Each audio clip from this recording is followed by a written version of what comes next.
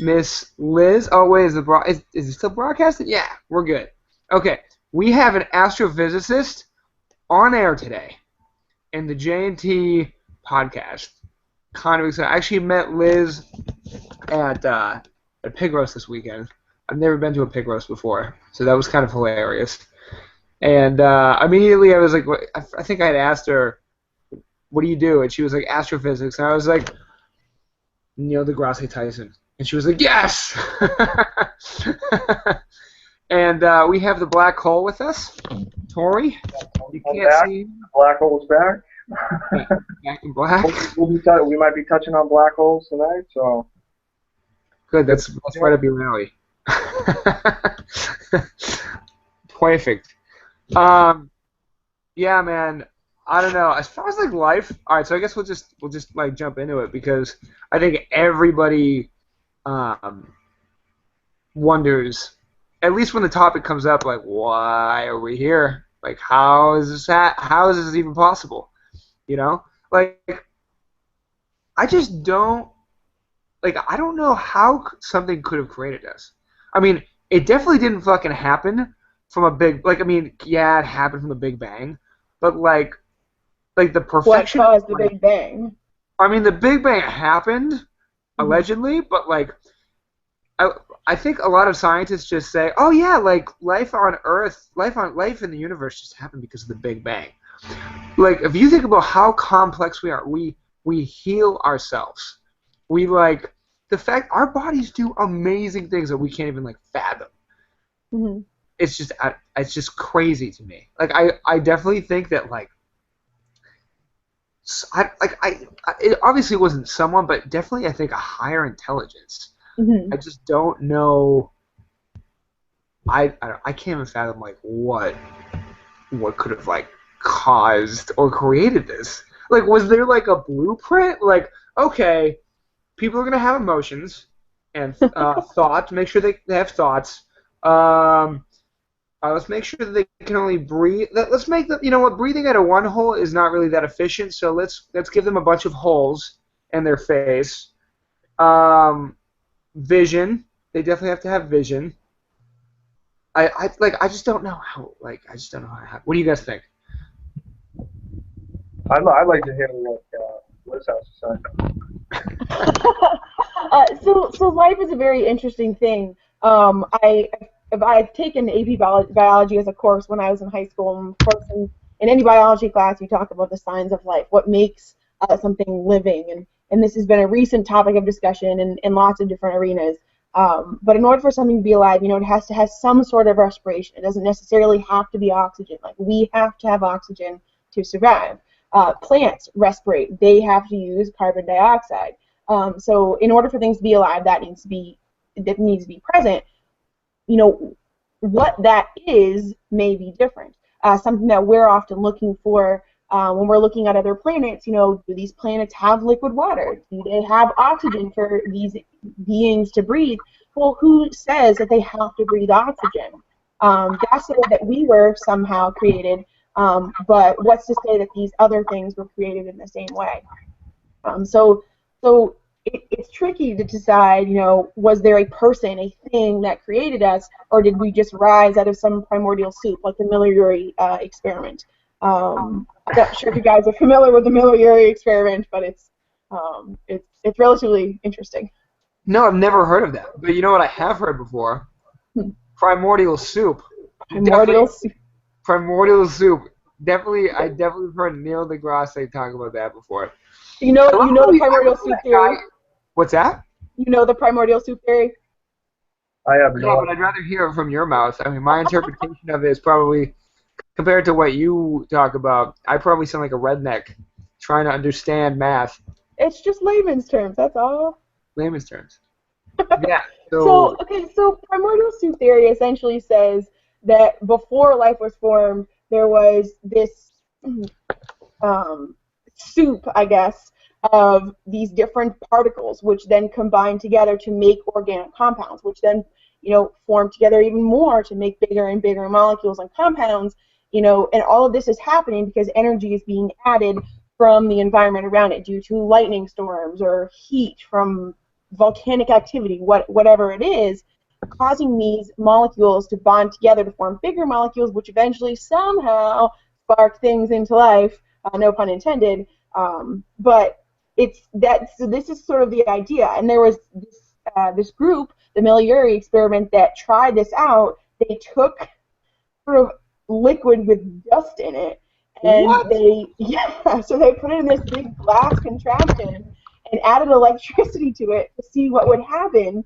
And they did get some combination of particles into molecules, but of course nothing came alive from that. So they were at least able to show some of it was possible, but of course you can neither confirm nor deny that is how life was created. But it's an interesting theory because it's at least partially provable. So.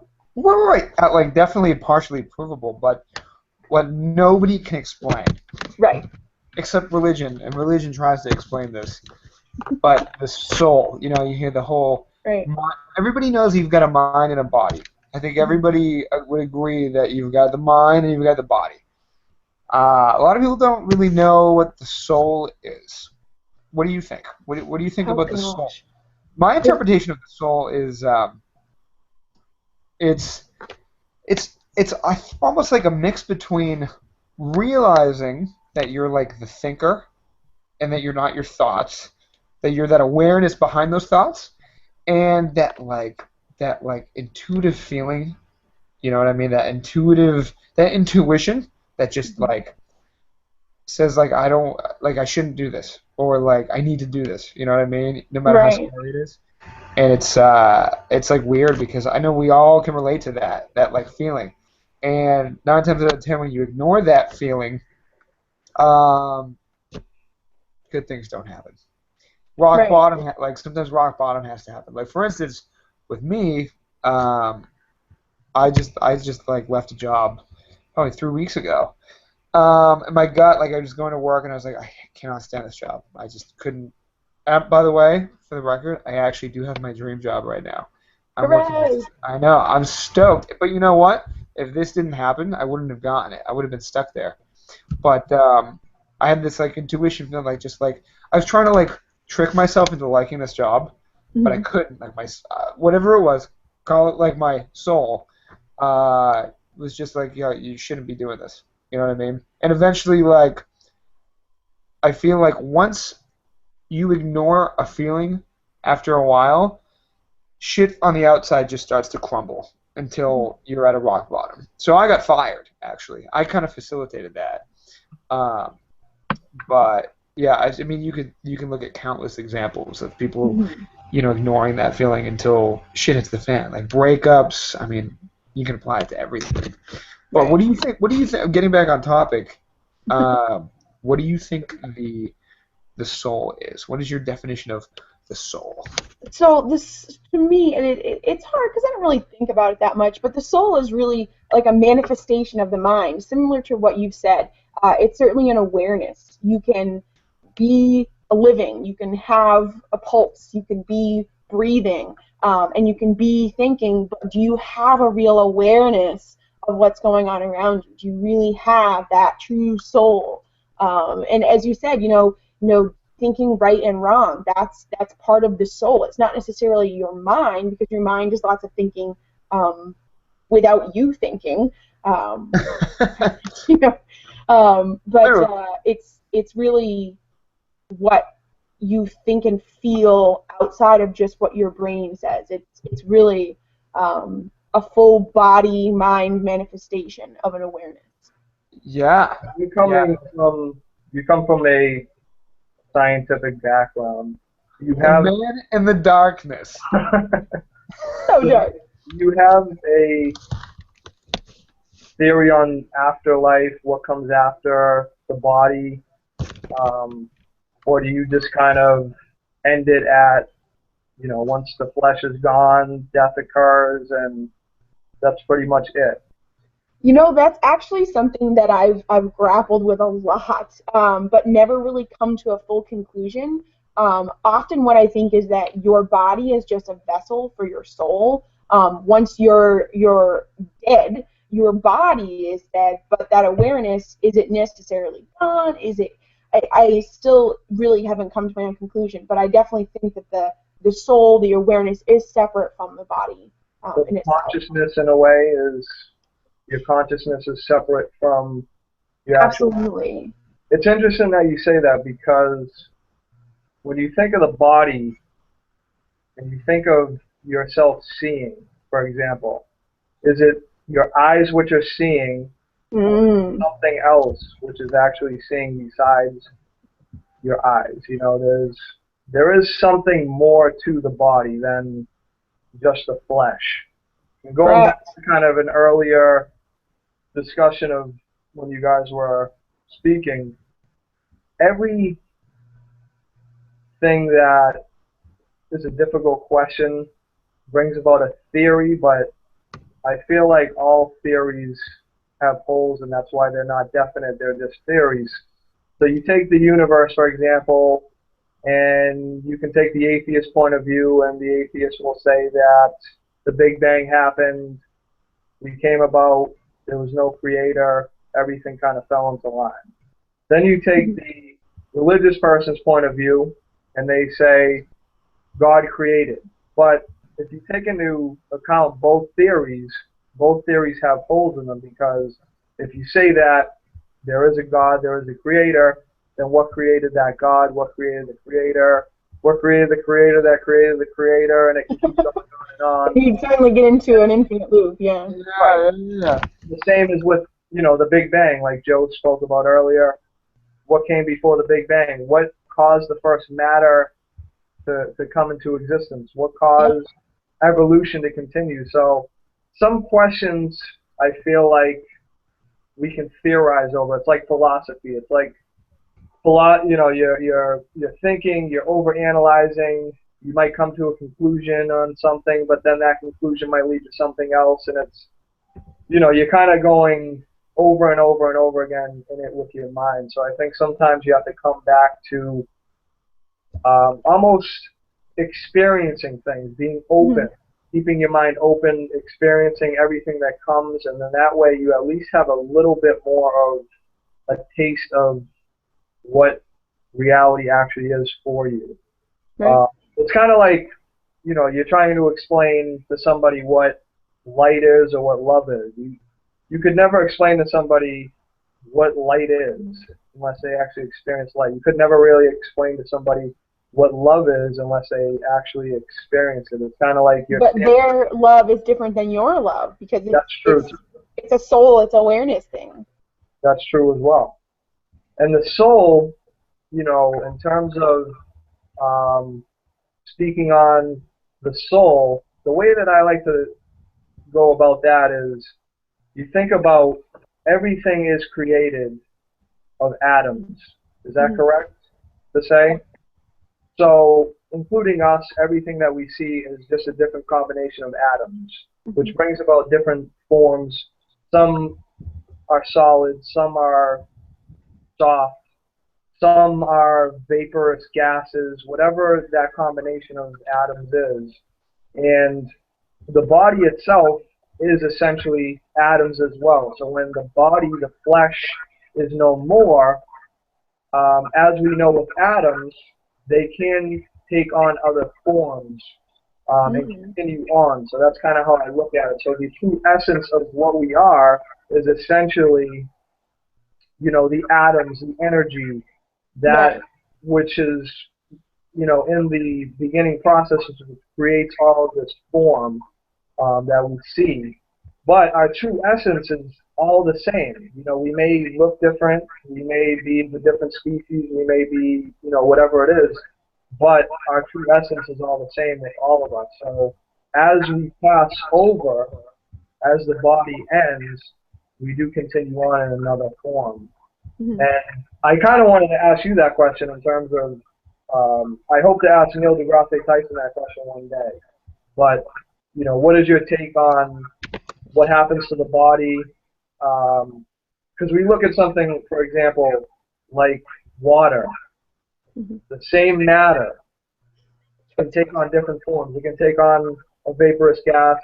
It can take on a solid, ice piece of ice, but it's the same matter, just taking on different forms. So I wanted to ask you that question. Joe, you had a hand. Did you have a question? Yep. So I just wanted to add on to that a little bit. Mhm. I am an engineer. I never really thought about this. I also have never seen ghosts before. I used to think that was bullshit, but me and Tori have actually talked about this before. I have met so many people who have tapped in and can actually see um, energy fields of Mhm. quote unquote ghosts. Right. And I personally had a very close experience with a good friend of mine, and certain energies are positive and certain are negative. Some are negative. And we were actually in this house, and she told me that she could see stuff. She could see like dead people after I had kind of mentioned it. I mentioned it to her, and randomly after meeting somebody that weekend who actually could.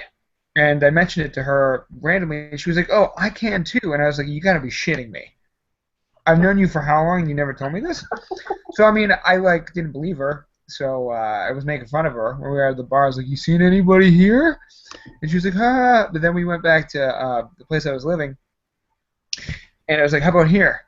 And I forgot what compelled me to ask that, but literally she starts like zoning out, and then she just started like bawling her eyes out. She was like shaking, and I was like, "What the fuck?" And in that house, I didn't tell her this, and it only occurred to me after. But she was like, she just pointed to the staircase. She's like, "It's right there." She's like, "It's like laughing at me right now. We should like stop talking about this," and it freaked me the fuck out. Same thing with my ex-girlfriend. She had like a experience, and she was the most skeptical person. She was like a math, she's math, engineering, super skeptical on everything. And she kind of did something similar. And I was like, I'm like really puzzled because I've never seen anything like this before. And two people who I knew so well are telling me that they can feel a presence or see it. Um, and it turns out I did some research, and that negative energy apparently was because somebody had killed themselves in that house. Somebody hung themselves in that house. Wow. Yeah, and I mean, I've also seen other things that kind of prove life after death, where you see people like experience near-death experiences, and they can just they basically say, oh, like they died and came back, and they tell you like all this stuff that they didn't know before. You know what I mean? There's definitely a bunch of people who have had near-death experiences, and they just talk about it. It's like unexplainable. I personally haven't seen any specific cases, but I've heard of that too. You know what I mean? So it's like, is there life after death? I mean, I feel like the whole consciousness is still there. Like it's an energy. Energy can't be created or destroyed. That's exactly what I was going to talk about. Yeah. So Let's open the floor. yeah, let's do it. Law of conservation of energy. Energy cannot be created or destroyed, it can only be transformed or transferred from one type or one place to another. Okay? So if we're talking about our consciousness, our awareness, our soul as a type of energy, first we have to think, where did it come from? It came from somewhere because it couldn't be created. But then, where does it go after you die? Okay? So you had mentioned these ghosts or something, and a lot of people see that as a positive or negative energy. If that's that energy being transformed to something else, then that's great.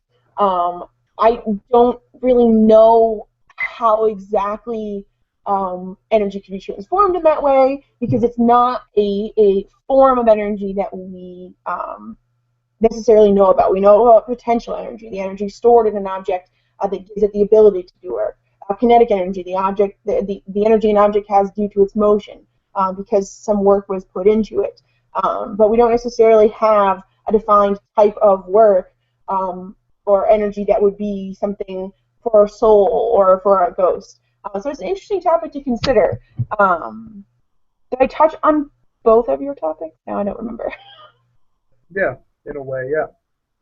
Okay. Yeah. Well, I mean, again, we're I talking about the atoms. You had mentioned the atoms briefly, and when you have atoms in different combinations, we do get different molecules, different compounds, and when we change from one type to another, energy is either taken in or given off. So that's another thing to consider about that transformation of energy between a living being and one that is no longer living. They're losing energy in some form. So it's an interesting thing to think about. Is that energy going into their soul, leaving their body? Is that their spirit, their ghosts leaving them? It's an interesting idea.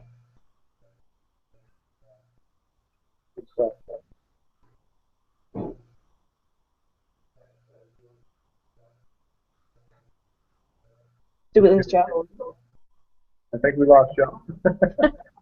Oh, there he is. He's back. He's muted, but he's back. Joe, you're muted, buddy. Yeah, I muted myself because my computer sounds like it's orgasming. And Yeah, every time Liz was talking, there's like it's like making a moaning sound. I'm not sure why. It's making like a humming.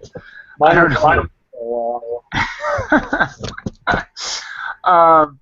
Yeah, I just feel like there's just so much. By the way, good answers, Liz. I mean, I just don't.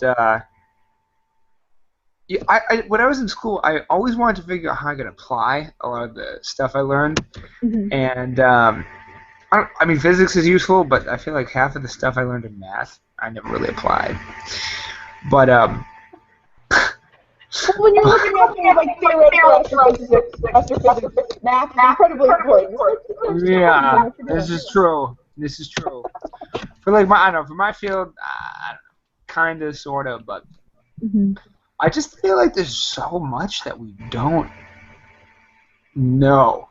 Oh yeah, like there's just there's so more that we much don't know we that there is that don't. you do know.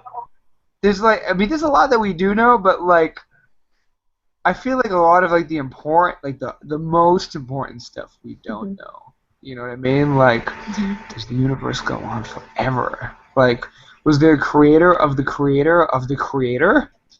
Like, how does time go on forever? Like, there's just so many questions. Well, I mean, that's a whole other topic too. To think about time is time how we're experiencing it.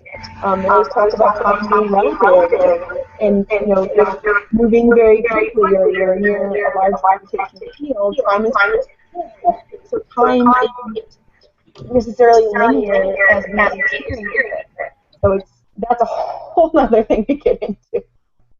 Yeah, no, it's very true. I don't know if we're ever gonna answer some of these questions that have been floating around in human history since the beginning of time. Like, why are we here? How? Like, what is the point of it all? Like, why? Like, just the complexity of. Like, if you for me, I can look up at the stars at night, and I go speechless. I'm just like. I can't even fathom how. I mean, I know that it's like how tiny we are in comparison to everything out there. You know what I mean? It's like really kind of cool to think about. It's kind of scary to think about too.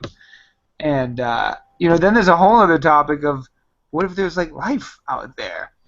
And I actually heard whether there's life out there or we're completely alone, both is scary as shit. When you think about it. I think we talked about this on Saturday, whether we're alone or whether there's something out there we don't know about. Both of those ideas are terrifying. Yeah, we did talk about this. We're never going to see anything else living other than on our own planet ever again. That's scary.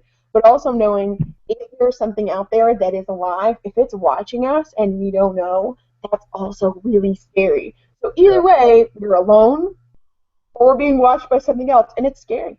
Dun, dun, dun. I think for a lot of people, this is not enough. So we look to the stars, try to constantly enhance our experiences, try to ask all these questions. And a lot of times we don't find those answers, you know, but it's like, for me, this is enough. Life is complex enough. It's it's interesting enough. Um, and I think we can go on philosophizing about everything, the universe, I think the important part is here. We certainly want to answer these questions, but understanding that maybe there's stuff that we just can't answer. Maybe our brains are just not capable of answering these type of questions as much as we want to. You know, it's like once we open up one door, once a extremely intelligent scientist opens up one door, it's like 10 other doors are there to discover, and it's like infinite. You continue to just go on and on. It's like the further you go back, you're never going to find the beginning. The further you go into the future, you're never going to find the end. It's just infinite. There's just so much to existence. There's so much to life. It is amazing, like Joe said. It's good to wonder and ask these questions, and that's why we're here now. We're talking, and it's nice to have these conversations. Most of it is theory. Little of it is actually proven or can be proven. It's true. Yeah. With our means, with our even all the technology that we have. You know, we can get telescopes that look at the smallest, tiniest, minuscule particles, and we can get, microscopes, and we can get these telescopes that look so far out into space, and we never find this end. You know, and it does bring up these questions. If it wasn't for our advances and our experiences, we wouldn't ask these questions. So it's definitely interesting. It's definitely interesting, for sure. Yeah, if we think about the ideas that are going around, so many of these are not theory, because there's no way to test them, and without really testing them, we can't prove that they're right or wrong. And more importantly, we have to be able to prove that they're wrong. So by not being able to test these, many of these are still hypotheses. We can't even call them theories at this point, which is very tough. Right. Yeah, that is. I feel like that is tough, considering that I feel like the collective ego of mankind is we know everything. Well, we really don't. You know what I mean? And it's tough. It's tough to grasp that we have been tussling with these questions for so long that most people just don't even think about it anymore. We just think about, our day-to-day issues, how to make life more convenient, easier, and stimulating ourselves in many, many ways. Whether it's with TV or doing insane, extreme sports, or eating, drinking, fucking. Like, there's just so many things that we can use to distract ourselves from, I guess, inner exploration and outer exploration, outer space. Huh? Very, very outer. Very, very way outer. So far out that you hit a black hole and you're just like, what is that? Like, how is that? Like, I remember hearing about a black hole and the theory of what a black hole was, and I was just like, I couldn't even grasp how there's just this black thing that just has so much gravity, but it's almost not even really there. That was really, really interesting. Yeah.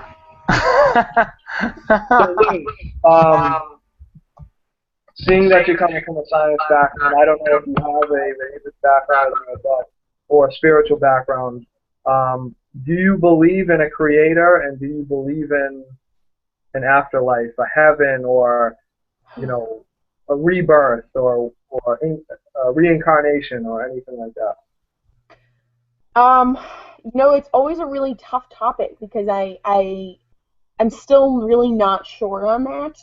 I do, in addition to a science background, I do have a Christian background. Um, Liz, just tell him it, yes. Just tell him yes. Just say yes, Tori. There's gonna be a place where we all go. no, I mean, if No, you but think I think about it, I think Joe, you and I talked about this on Saturday at the pig roast. When people talk about what happened in the Bible as far as creation is concerned and what we know is the Big Bang theory, there are definitely some overlaps.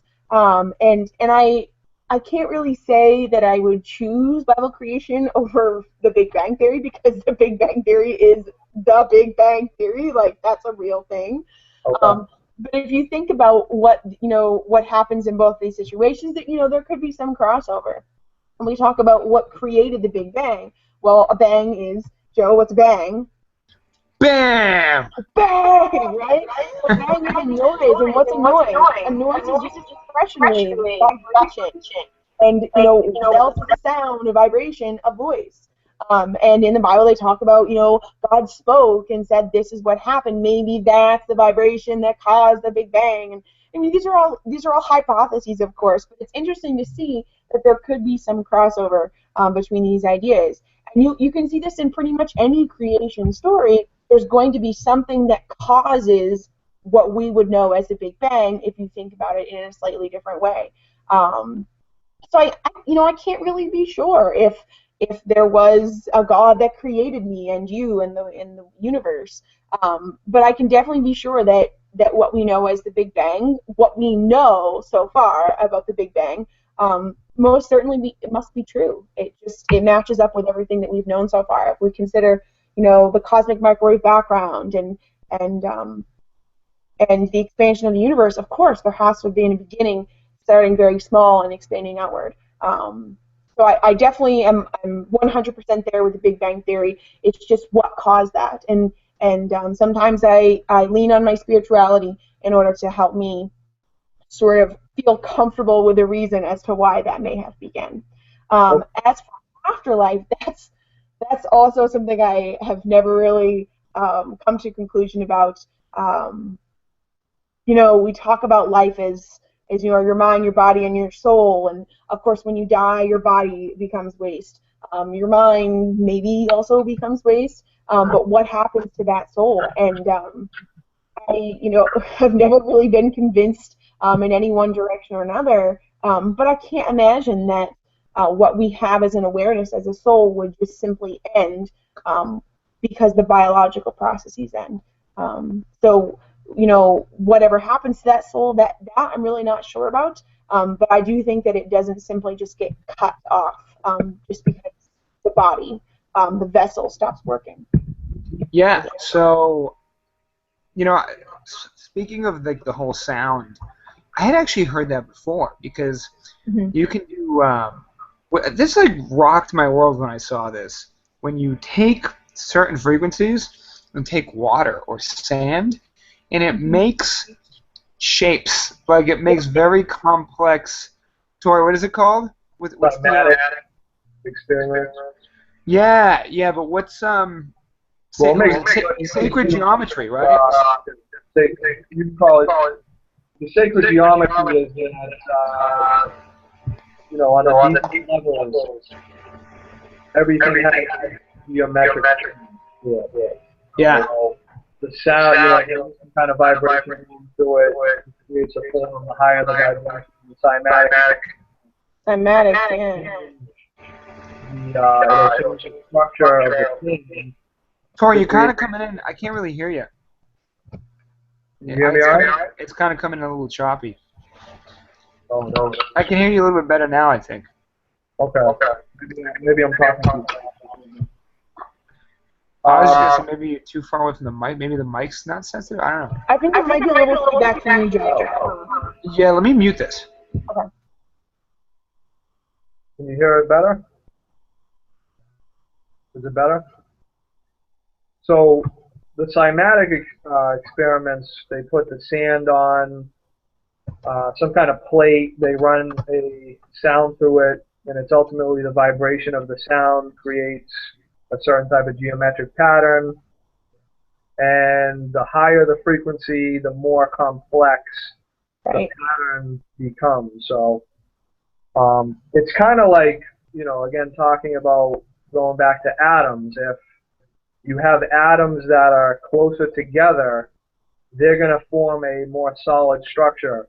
But for Mhm. example, if you ran a vibration or you heated those atoms up or you manipulate them in some way, they're going to separate, and that separation could cause an object to become softer. Eventually, the separation of the atoms will then cause a vaporous gas. It'll cause something to become almost invisible in a way. So that's pretty interesting in terms of how atoms can change. But the cymatic experiments are pretty cool. The geometric, I mean, if you look at anything that grows, the way that it grows, the way that things spiral, Mhm. there's a mathematic, there's like a mathematic formula to almost everything that is in existence. Our Yeah. bodies, flowers, You're certain. looking at the golden ratio and the Fibonacci sequence and how those triangles geometrically form due to that sequence. It's really kind of cool. Yes, yes, yeah. Yeah. So all that kind of stuff. I mean, that is also interesting when you talk about a creator or some kind of higher being. That there's almost like a mathematic, and there is a physicist that actually found a code within the universe of. It's almost like a computer code. I forget the guy's name, but Neil deGrasse actually had him in during one of his talks, and he spoke about this actual code. It's like ones and zeros in the universe. So there actually is some evidence. I have no idea what the theory is. I'm not familiar with Mhm. it, but I know that there is some kind of mathematical code which does point towards some kind of intelligent life. I mean, it is amazing when Mhm. you think about the fact that we are just far enough away, our planet, so that everything does not completely fry. We are just close enough to the sun that everything doesn't just freeze over. So It's that Goldilocks zone. It's not too hot, not too cold. It's just right. that's right. Yeah, that's a good way to put it. Um, so things like that, things like that. I mean, me personally, I know it's not just a belief. I do know that there is something beyond this. Mhm. Um, I've had my own experiences. I'm not going to convince other people. It doesn't matter. I'm not, it doesn't matter. But for me, could I explain what it was? Not really, but I do Mhm. know that there is something. So that to me, that gives me some hope for after this body ends.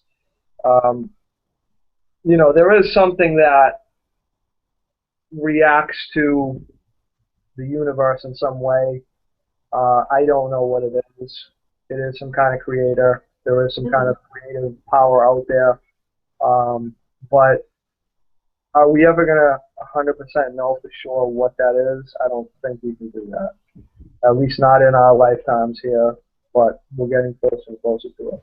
I think we can all agree that the Big Bang Theory is the realest theory out there. It's the closest to being provable. I mean, you see evidence where it's difficult to show evidence that there's a God unless you're talking about ratios and mathematics and that sort of thing. But and I think that's kind of where science and spirituality have to come together.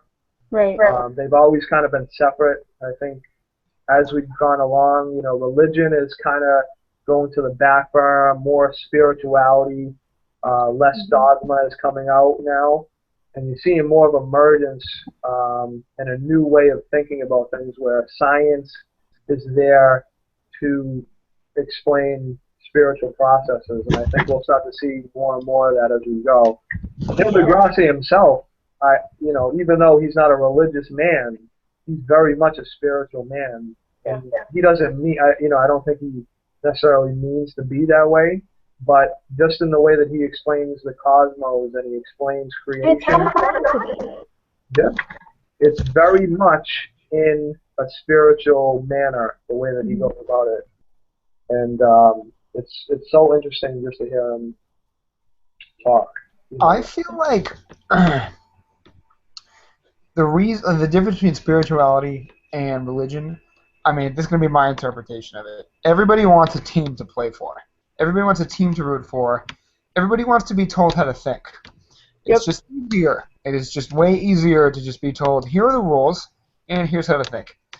I think spirituality is the essence of what all the religions are pointing to. So I feel like to be spiritual is to get closer to what religion was intended to do in the first place, which was to bring people together, to come up with a set of guidelines of how to live, the righteous path, and and hopefully get closer to the meaning of life.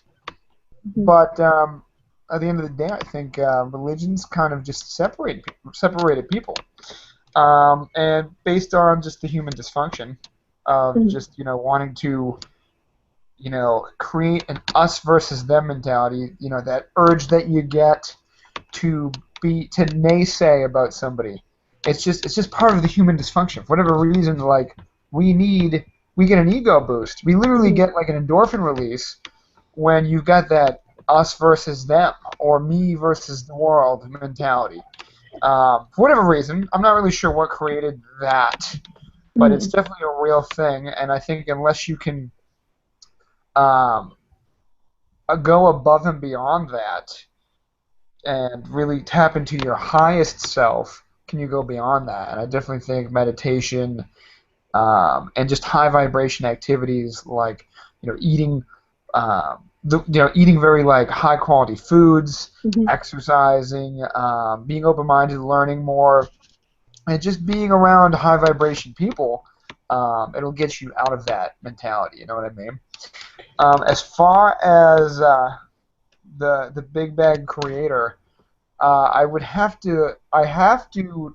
feel like deep down, everybody knows that something created all of this. Because, I mean, it wasn't just a bunch of chemicals the size of a pea. A petri dish.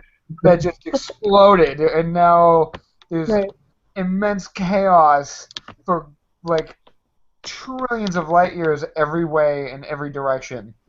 Like some universal intelligence. Well, there was an event. It could be an event, not an object. Exactly. It could have been an event that, but regardless, there is definitely a universal intelligence out there. Yeah.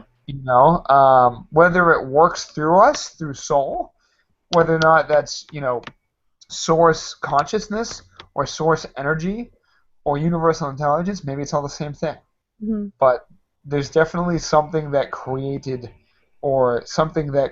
this that has some intelligence to it. Because you look at a field of grass or even snow on a snowy day, and each snowflake, each blade of grass is unique, completely unique to every other snowflake or blade of grass out there.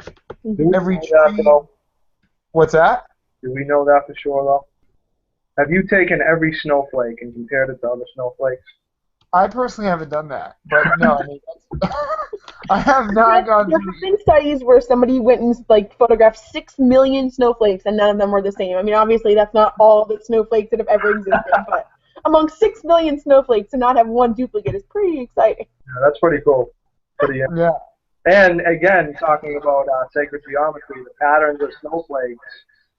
There you go, right there. I mean, that's geometry right there. Yeah. And how did those snowflakes form in that pattern? Guys, we have a few viewers, by the way. People have tuned in for this. Whoa. We have people watching this. Oh, that's cool. Just a heads up. Hello, viewers. I didn't even know that was a thing. That could happen. That's cool. So recently, they just released, I think, like 100, and it's kind of going off topic a little bit of a curveball here, but so they just released like 130,000 pages of previously undisclosed information on UFOs, UFO sightings. I think it was called Project Blue Book. And I know that Stephen Hawking is interested in putting millions of dollars, and some other scientists putting millions of dollars in terms of looking for intelligent life out there in outer space. My thing is with that is we have so many videos, there's so much media, there's so much testimony out there of these sightings of spacecrafts, which we now in the United States, you know, supposedly, you know, we have jets. We don't have these crafts which can hover and move at these incredible speeds. And there's just so much information out there that it just baffles my mind that scientists, as smart as they are, you know, can look at structures around the world. You know, you're looking at amazing, incredible architecture, you know, pyramids, all over the world, these incredible structures, and deny the existence of at least some kind of intelligent being that was either here in the past or is still here in some form. I just don't understand that. I don't know what exactly more they need to prove that. So my question to you, in terms of other life forms, if you want to call them aliens, if you want to call, you know, whatever you want to say, what's your take on that? Do you believe that it's a possibility? Are you open to accepting that there's a possibility of other life besides that which is on Earth? So this is actually something I debate about with my astronomy students, and I have them think about it and formulate their own opinions and hypotheses, and then we discuss it in class. And then they always ask me, Miss Nape, what do you think? And I can't say that, you know, with all we know about the universe, that there is not life out there. It's not possible to say, yeah, there's no life. It's not something we can do. If you think about it, there are hundreds of billions of galaxies that we can see. Can't even think about the ones we can't see, that are beyond a distance from us that we can see. That's something totally different. Within each of these hundreds of billions of galaxies are hundreds of billions of stars. In our own star, we have around 10 planets. And we have confirmed life on at least one of those planets, obviously our own.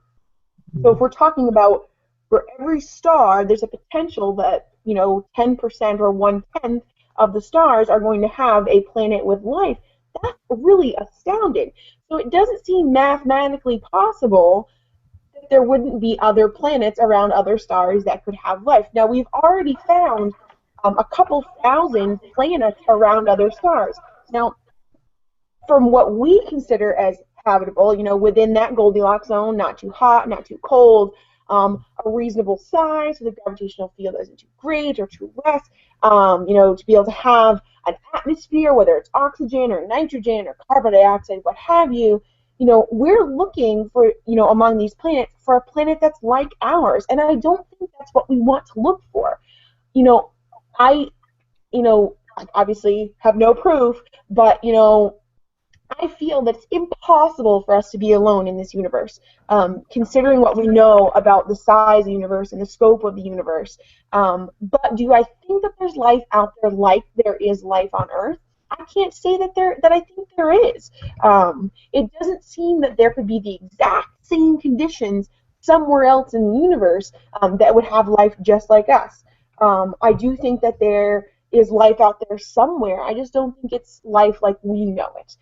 Whether it's not carbon-based. We're carbon-based life forms. All of our organic compounds, all of our organic molecules, those contain carbon. But what's to say life somewhere else in the universe is carbon-based? Why would it be? Carbon-based just happens to be what we are. So it could be non-carbon based, which means it doesn't need water to survive. It doesn't need oxygen to survive. It may, not necessarily need the temperate temperatures that we have. Maybe it likes hotter temperatures or colder temperatures. So I'm saying, yes, I think that there is life out there. Do I think it's life like we know it? I don't. But it just seems impossible that there wouldn't be life out there somewhere. Great answer. I like that. Thanks. What about water bears? Because they're pretty unique. What about what? Water bears? Are you Water familiar with bears? water bear? There's a scientific name, but the layman term is water bear. A water bear basically is a creature. It's a microscopic creature that can almost impossible to kill these things. They can live in extreme cold. They can live in extreme. Yeah, they're extremophiles, right? And I mean, though a lot of the theory is that they did maybe travel here from maybe an asteroid or something that landed on Earth, but those are pretty unique creatures. And I do remember reading something. There was like a bacteria or something found on Earth, and it had a completely different chemistry than anything else, any other sentient being on Earth. This was like completely unique in terms of, like you said, carbon, but this was completely unique. I can't remember where I read it, but it was like maybe 4 or 5 years ago. So I think like those two pieces plus all the information, I mean, all the sightings that we've seen, for people to flat out deny that there's any other life out there or any higher beings, I just think is kind of foolish. It's naive. It really is. I think you got to keep yourself open-minded with that kind of thing. That's just my take on it, but I think it's just like saying that there's no creator when you can't truly know that for sure if there's no creator. So keeping the mind open to those things. But I love your answer on that. I think that's a really good way to look at it. Is Joe still with us? Yeah. Oh, there he is. All right. Yeah, no, I was just letting you guys roll with it, because I didn't want to interrupt the flow. Joe, how do you feel about life in the universe? Sorry, say that one more time, Liz. How do you feel about the prospect of life in the universe? It's trippy. It's trippy to think about. People take DMT, and everybody seems to see other beings when they go up. It's crazy. Like, maybe it's just a big dream. I have no idea. I mean, obviously it's not true, but like. I think I lost you for a second there. My internet cut out, but I'm back. What did you hear? Start over. All I was saying was, it's trippy. Life is so trippy. Like, people take DMT, dimethyltryptamine, and they just all seem to see, everybody seems to see or has some contact with other beings when they quote-unquote, go way up into the stratosphere with DMT.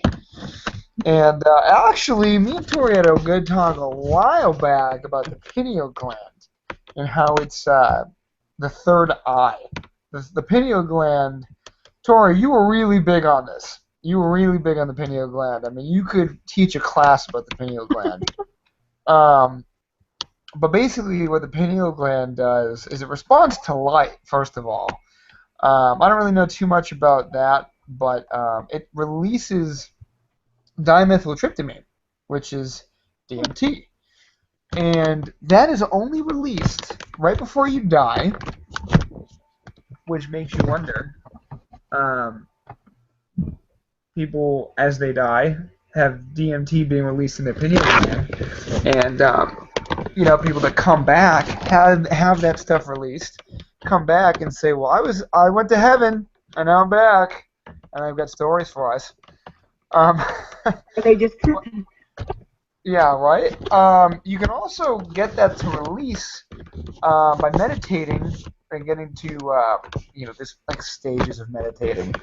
But I mean, I don't think I've meditated enough to get there, or even close for that matter. But I definitely had one experience that I will hold for maybe another call.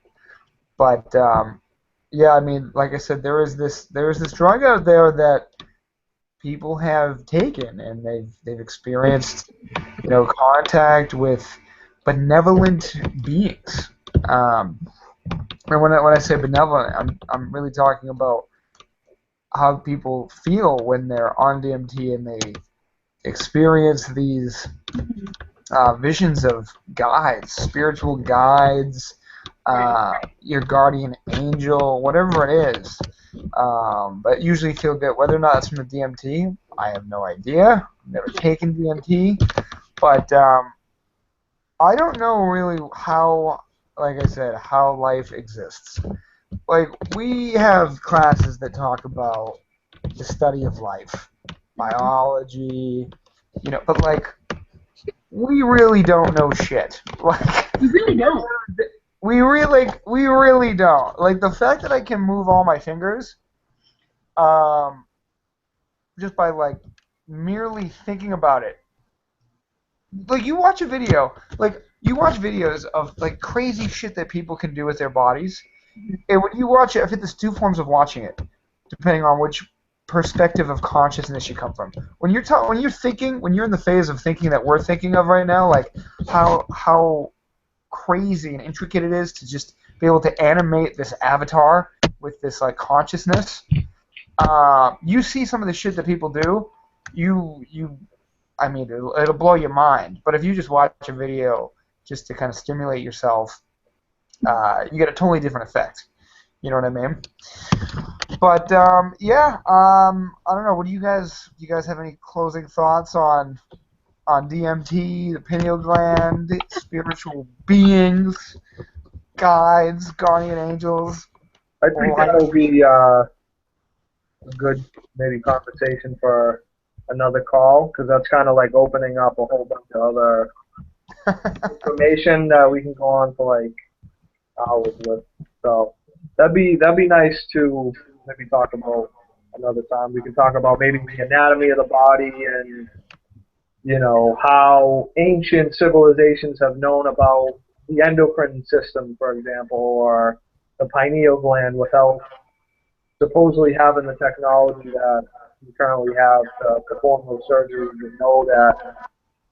I mean, people call it the chakras, but it's essentially your endocrine glands within the body, and how ancient civilizations knew of these organs and these parts of the body without necessarily being able to perform surgeries or have x-rays or anything which can see within inside the body. So but let's hold that off for another conversation. But I mean, this was awesome. It's good to get our perspective from, besides Joe and I's crazy minds, and to hear from somebody else. So that was cool to get a more of a scientific perspective, and definitely thanks for talking to us. We'll definitely have to do it again. We can make it the J, T, and L show going forward. I love it. Liz, what do you think? Sounds great. Awesome. Cool. Well, all right, guys. I'm glad that both of you guys were able to hop on this call. That was kick-ass. And we'll see. Maybe we can upload this to YouTube and share it on the Facebook. Yeah, I mean, honestly, so many topics that we can hit on that, just like awesome topics like neurolinguistic programming, how you can literally change how you think. I think that's an awesome topic. I'm very passionate about that one. Pyramids, how the fuck did they pop up? You know, yeah, right. Oh yeah, like there's so much stuff. There's so much stuff. Anyway, that was awesome. But yeah, we'll do one of these again in the near future. And big round of applause for our astrophysicist, Miss how do you say your last name? Snape, Snape, like Professor Snape. just like Professor Snape. Professor Snape. All right, guys. Well, I'll try to get this uploaded, and I'll send it to you guys. Thank you all for tuning in, and until next time. Bye, guys. Take care.